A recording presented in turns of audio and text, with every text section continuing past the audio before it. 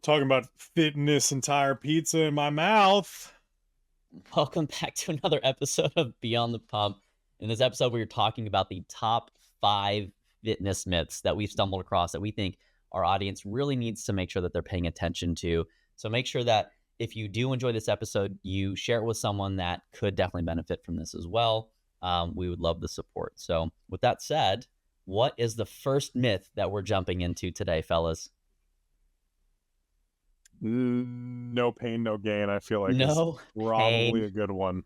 I love that. And it's so funny when we think about that's such a misconception that people think that they have to suffer and they have to constantly pee and sore like just leg day every day. And it's not the thing actually. What we find is that if you are experiencing soreness or a lot of pain during training, first of all, there's a couple different types of bad pain that you probably want to avoid. Sharpshooting pain, numbness or tingling, grinding or pinching in your joints. Like those are the top 3 kinds of intra workout while you're going through your lifting. You definitely don't want to feel. That's not muscular. That's not something that's usually productive. And so if you feel that, probably just stop for a second, reset, make sure you maybe film yourself while you're doing the movement to watch and make sure you're doing it correctly. And if you're not sure, go find someone to give you a form check, to give you some technique stuff. It's always a great idea to hire a personal trainer, especially if you're new. But when you think about like between workouts, like let's say you did a really hard workout one day, inherently the next day you might feel some soreness. There's something called DOMS or delayed onset of muscle soreness. And that is something that will actually peak for different people anywhere from 24 to 72 hours later. So just because you don't feel like you're super trashed after your workout doesn't mean it's not coming for you, especially if it's a new training stimulus. But the thing that we find ultimately will dictate the most soreness is novelty. So if you're not used to doing something and you change it up, that is usually what's going to be the thing that stimulates soreness. So if you're always doing high intensity interval training or you're doing like, a Barry's boot camp or whatever that is, you will inherently start to feel a lot of soreness at first, but it'll start to decrease over time. And then the problem becomes people think that they have to constantly do more of it, which is actually not the best thing, especially if you want to refer back to our previous episodes on hormones and like all that other stuff. That's not going to be the thing that dictates whether you see the progress or not. So at the end of the day, more pain does actually probably equals less gain in the long run, surprisingly enough. You want to have the right, what's called the minimum effective dose. And this is where we'll wrap this one up, in that you want to do the least amount of work to gain the most amount of benefit. So the same way that you could work 80 hours for a 40-hour paycheck, no one would ever want to do that inherently. So you want to do maybe 20 hours to get a 40-hour paycheck. That's really the name of the game that we're playing. And that's why intelligent fitness program design and hiring someone that is an expert or reading and educating yourself is really imperative for people these days. So if you're not sure, again, you can always email us, reach out to us on socials. We're happy to answer that stuff. But good myth. Do we have a second one?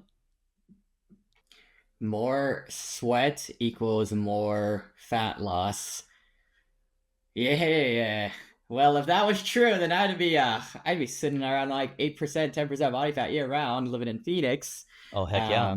But it's if anything, it's not that you're losing more fat. You are losing a lot more liquids. So check your hydration levels, because that will probably hinder your workouts even more. You're dehydrated, but no, losing more sweat.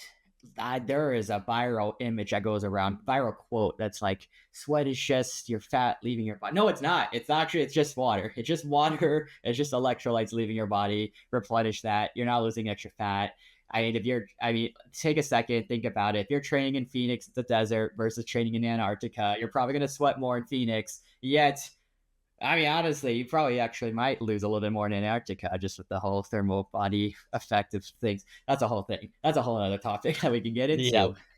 But you train in both areas, you're gonna burn about the same amount of calories, maybe a little bit more in the heat, maybe a little bit more in the cold, depending on variables. But it's a myth. If you sweat more, just drink more water. That's probably the biggest thing you should be worried about. It's to drink more water, because you're gonna, you'll feel it the rest of the day. Yeah. And I think it's really important to think about, anecdotally, we see monkey do, and if we're not reading the research, sometimes it's hard for us to separate that. But there's something called the executive workout, which is basically sauna and a hot tub, right? It's for people that are really stressed and like they don't necessarily want to go work out, but maybe they're part of a luxury gym and they'll go and do those two things. Traditionally speaking, they do a lot of sweat work, right? Where they're sweating, but they don't necessarily have the body composition they desire. There are some benefits for heat therapy stuff, but from a direct calorie expenditure perspective, you do get a little bit of a cardiovascular effect, which actually is kind of helpful. It's like zone one training, but at the same time, it's not going to yield you the caloric deficit that's necessary for you to actually see meaningful fat loss and or weight loss by itself. So I think that it's a really important one. So there's another one that, as we're talking about sweating in effective workouts, spot reduction. What exactly is spot reduction? And Steve, I'd actually really love your opinion and perspective on this one from a spot reduction perspective. Like, obviously having your background in the fitness industry, what does spot reduction mean to you? And do you think that it's a real thing? Disclaimer, I'm the least qualified person on this call to discuss this topic. Um, so spot reduction to me is I want to go ahead and lose the fat that's in my arm. So I'm going to do a bunch of arm exercises, bicep curls, tricep extensions, et cetera, because that's going to help that very specific thing. Hmm. That's what it means Brandon, to me. I love that. And that's I think what most people would probably agree upon that. Brandon, do you have an opinion or perspective on that one? So I did, but my world has just shifted in the last month with my opinions. I'm I mean, I was like, you do a certain exercise at a certain spot, you'll lose a lot more, you'll lose weight in that specific spot. And that was what I was taught and what I learned and what I researched over the last few years.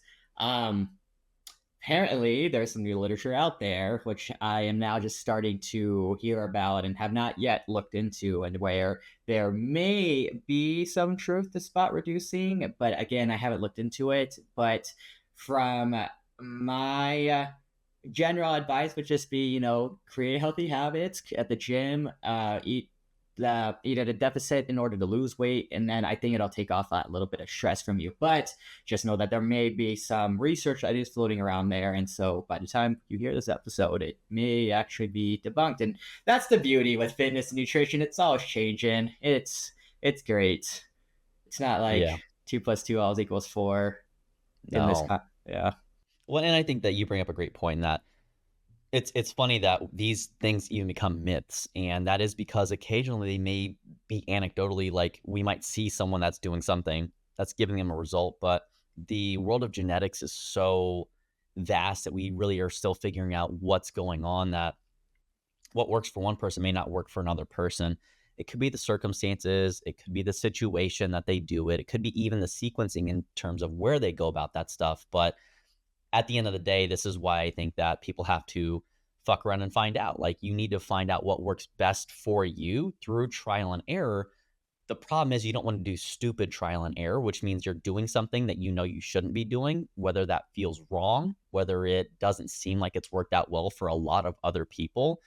And this is where I think a lot of people, and Steve, you mentioned that one concept where, as you're writing your business stuff, the misattribution error, right? Like, it applies to everyone except for me. And, if you want to share, what that is and how that might apply to this, I'd love that. I think our listeners would really benefit. I forget the actual principle that I was looking up and researching, but as we talk about marketing per se, and in the realm that I'm a little more proficient at, it comes down this realm of relating to people and understanding that they have done stuff historically to solve the problem that they have, or at least they think they have. And in that, relating and being able to communicate with them that, hey, at the end of the day, whatever you've done and it hasn't worked isn't actually your fault.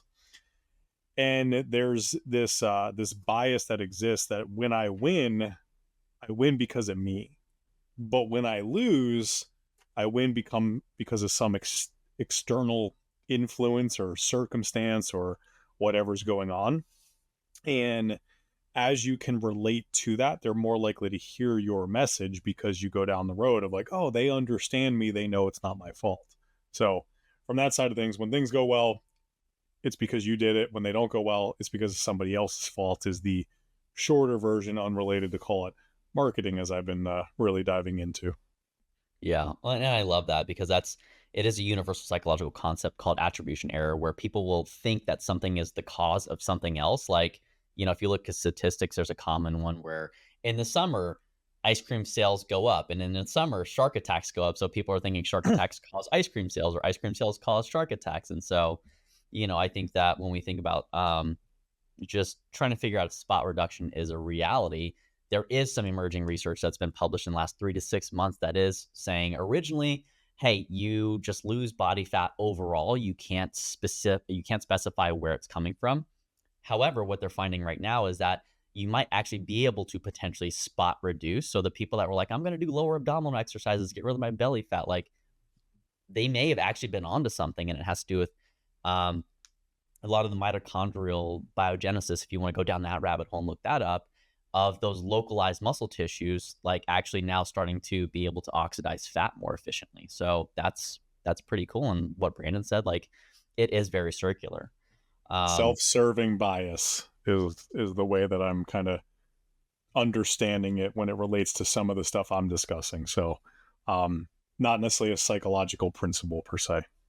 eh, there you go, self-serving bias. So if you want to go down another rabbit hole, we're giving you all of them today. But spot reduction, fuck around, find out.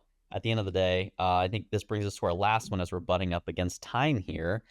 Daily workouts. Are they absolutely essential? And Steve, from your experience, having had, prior to being coached, So, love your anecdotal input. it's funny. I made a post on social media the other day, and it was meant to elicit debate, but it intentionally left out a lot of context in that post.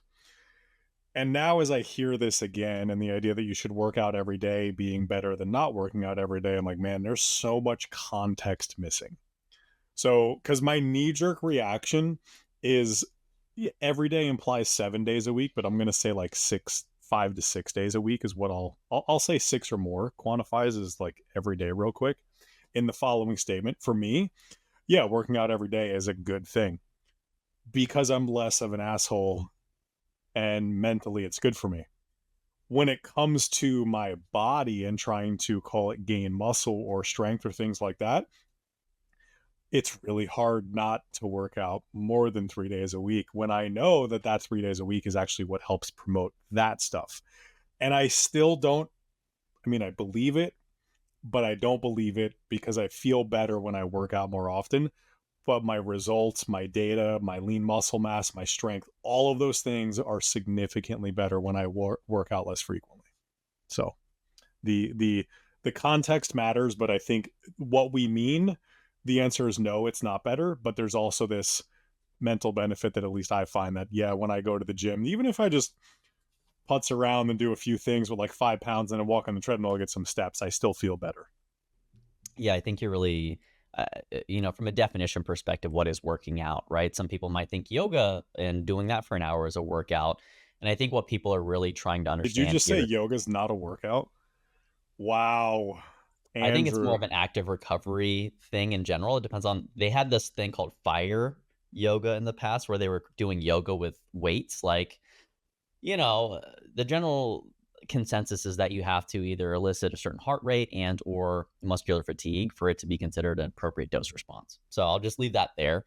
But I do think that what you're trying to poke at right now is a very important aspect of how do we define the workout, and strength and conditioning literature is fully supportive of you can't go at 100% 7 days in a row. That is going to lead to exhaustion, which we know in the general adaptation syndrome, which is the foundational principle of how we create change in our bodies. What you do, your body will try to change to. If you beat the crap out of it all the time, it'll eventually get the idea, hey, I should probably feel like crap all the time, right? And obviously very, very reductionistic, but that's why giving yourself a high intensity day a low intensity day, a moderate intensity day, like those are things that you can do. So theoretically, you could be active 7 days a week and see gains, right? But I think it's imperative that people, going back to the original idea of the minimum effective dose, we're all trying to work 10 hours and make a 40-hour paycheck. So what are those, in this case, if we think about you have 168 hours a week, and let's say you only work out 3 hours a week, what are those 3 hours needing to be consistent of in order for you to see meaningful progress? If the less you work out, the longer or the more effective it has to be. But the cool part is after you get beyond a certain threshold of building, so the longer you train, the less effort it actually takes for you to maintain that. So you can get away with just doing squats once a week and still maintaining a little bit of that strength threshold. It's even interesting because they're finding right now that when people use performance enhancing drugs when they're earlier and younger, that actually then gives them more what are called myonuclei, or like little nerve cells, or excuse me, muscle nuclei that cause the muscle to contract more efficiently. So that actually may confer them long-term strength benefits well beyond doing that steroid or that performance enhancing substance. So when we talk about more workouts better, I think that initially you can probably afford to work out more because you're not able to work out as hard yet because you just don't have the experience yet. So, but varying it hard, easy, moderate, I think that that's probably a really good way for people to, if they wanted to stay active and scratch that psychological itch, exactly what Steve was referencing earlier, mentally feels better when he does stuff. That's great. How do we constructively start to plan that in a program so that way people can enjoy the activities that they want, like maybe a bike ride, which, you know, he used to really enjoy doing and I haven't let him do in quite some time.